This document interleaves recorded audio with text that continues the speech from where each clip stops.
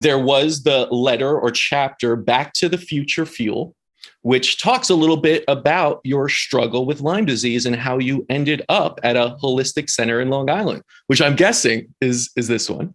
Is that one? Yes. And you know what? I thought about naming it, and I was like, you know what? People who hate me are then going to hate the scent. I'm like, what do I do with this? I'm like, how do I navigate this? But yeah, I did land in your dad's patient chair. And I can tell people a little bit about what that looked like for me. I want to hear that story, because as much as we are digital friends and we met once, and again, I'm going to put that in quotes because I remember running down the stairs and opening a door and bumping into you once at a second. I don't know if you remember that, but that's the only time we don't remember that. But we physically met once, and that was it. And it was an awkward hi with masks on, like running by each other because I was like running to do something.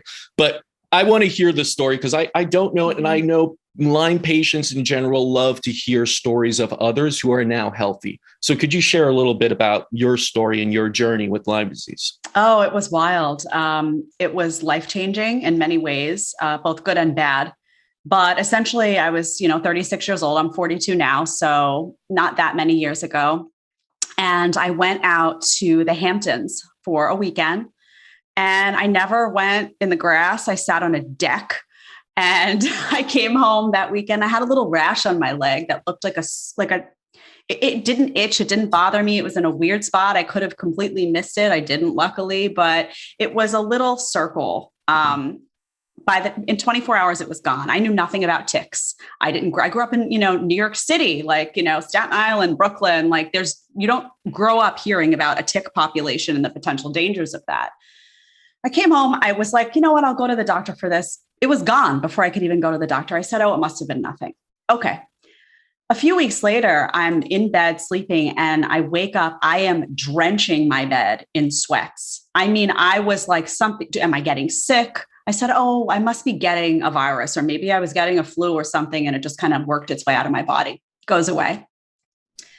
A few weeks later, I am feeling exhausted. Now, not just tired, but the type of fatigue that I couldn't even describe to a doctor. I was like, you don't understand. And they were saying, well, you're stressed, you're busy. And I was like, no, you don't get it. I'm an athlete. I typically run to the gym, work out, run home, do sit-ups at home, and then I have a whole day. I can't even walk around my apartment without feeling like I'm going to collapse. They ran some tests. Everything came back normal. They're like, oh, you're fine. I said, oh, great. Okay.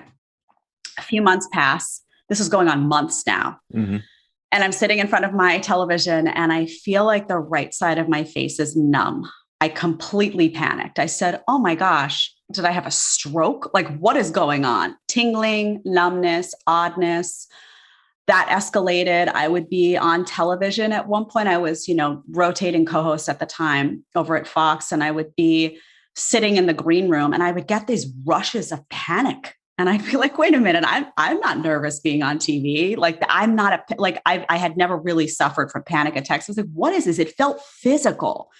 And whenever I would tell somebody about it, they say, oh, you're just stressed out. I was like, no, you don't get it. Work doesn't stress me like that. Being on camera is probably the easiest thing for me. That's not where my stress goes. And this doesn't feel like that. It feels physical. Like it was a wave, like my neurological system was spazzing out.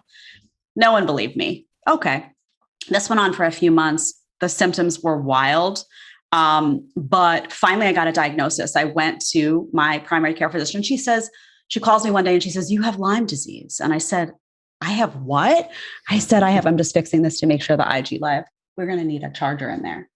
I have Lyme disease. And she goes, I said, how did I get Lyme disease? And she said, I don't know. She said, but don't worry. We caught it early. You're going to take 2 weeks of antibiotics and you're going to be fine. I was like, okay, we caught it early. And I went, did my research. I saw, oh, if you catch it early, that's true. You can just take your antibiotics. You'll be good to go. Well, I started the antibiotics. It made me sicker. She was like, oh, that happens sometimes. The antibiotics can aggravate the bugs. I said, okay, well, I'll be sicker for a couple of weeks. Well, that led to months and months and months of here, take more antibiotics. Oh, take another round of antibiotics. Oh, I wound up doing, I think 4 months of doxycycline. I was taking all of this stuff that wasn't working. What were my symptoms? I was sitting on television sets and I was spinning, completely spinning, massive, massive vertigo. I was reading prompter And I was holding onto the couch for dear life because I was like, I feel like I'm going to fall over. I felt like I was on a tilt-a-whirl. At one point I was describing to people that I felt like the sidewalk was tilted and I was walking and they were like, oh, like a seasick feeling. And I was like, no, you don't understand. I'm actually walking crooked because I feel like I'm compensating for the ground when actually I don't need to be. It was wild. I mean, it was really, really wild.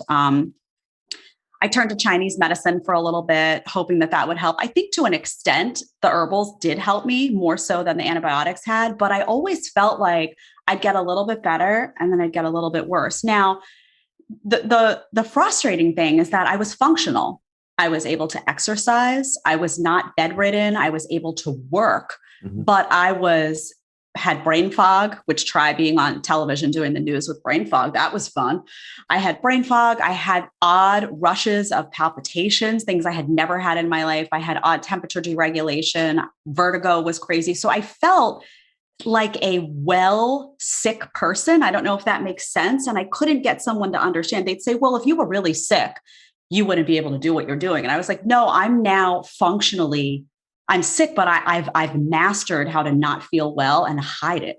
So I'm functional, but I feel like horrible. So I was doing a ton of research online. I finally came across your clinic and I was like, I don't know. I said, I've tried I just don't know. Some of the stuff I was reading, I was like, I don't know, but I felt so ill. And people should, know that before this, I felt great. I mean, I had a bout of acid reflux when I was in college, but I was a strong runner, tons of energy. Really never got sick. I wasn't someone that was used to feeling so vulnerable and so bad all the time. By the time I got to your dad's clinic, I was struggling to walk from point A to point B without feeling like I needed a break. So I was like, okay, if these people don't help me, I have nothing to lose. I'm just going to go in and I'm going to be like, I'm here.